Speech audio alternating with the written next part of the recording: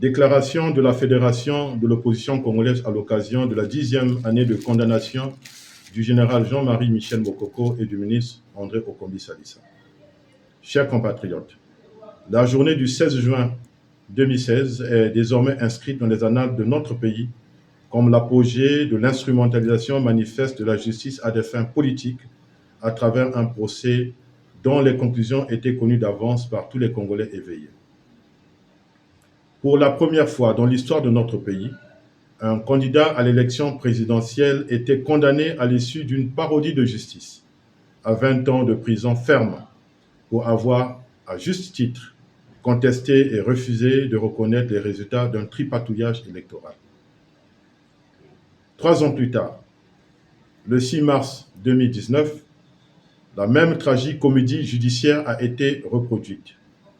Le ministre André Okombi Salissa va à son tour faire les frais d'un système cynique et politiquement orchestré au point d'être condamné à son tour, curieusement, à la même peine de 20 ans. La Fédération de l'opposition congolaise dénonce à nouveau la condamnation arbitraire de ces deux grandes figures de la démocratie congolaise. Ces peines lourdes et injustes infligées à des hommes dont le seul tort est d'avoir défendu l'alternance démocratique pacifiquement constituent une violation flagrante des droits fondamentaux garantis par la Constitution du Congo à ses articles 9, 25 et 58 qui protègent la liberté, la sûreté, l'opinion et fait du président de la République le garant de l'unité nationale. Le pacte international relatif aux droits civils et politiques, à son article 14, qui consacre le droit à un procès équitable. La Charte africaine des droits de l'homme et des peuples, à ses articles 6 et 7, qui interdit les arrestations arbitraires et garantit un jugement impartial.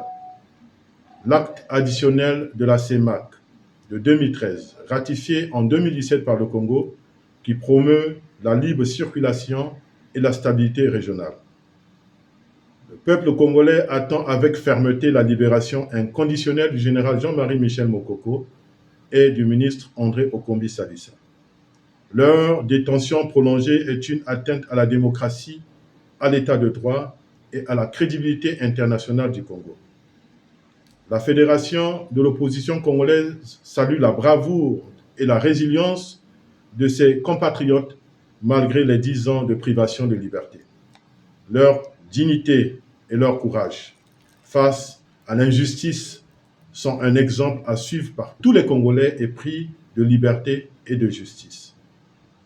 Chers compatriotes, la paix véritable que nous appelons de tous nos vœux ne peut naître que d'un dialogue inclusif. La libération des prisonniers politiques et l'amnistie des exilés doivent constituer les premiers gestes de bonne foi pour restaurer la confiance nationale et ouvrir la voie à une réconciliation véritable. Un Congo réconcilié, uni et fidèle à ses engagements constitutionnels et internationaux ne peut se construire sur l'injustice. La libération du général Jean-Marie Michel Mokoko et du ministre André Okombi Salissa est une étape incontournable vers la concorde nationale et l'avenir démocratique de notre pays. Fait à Brazzaville le 16 juin 2026 pour la Fédération de l'opposition congolaise.